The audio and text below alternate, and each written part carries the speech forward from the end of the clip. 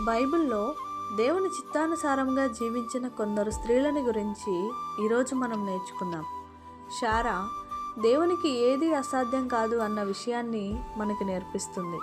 హాగరు ఆయన మనల్ని చూస్తున్నాడు, మనల్ని మర్చిపోలేదు అనే విషయాన్ని మనకి నేర్పిస్తుంది.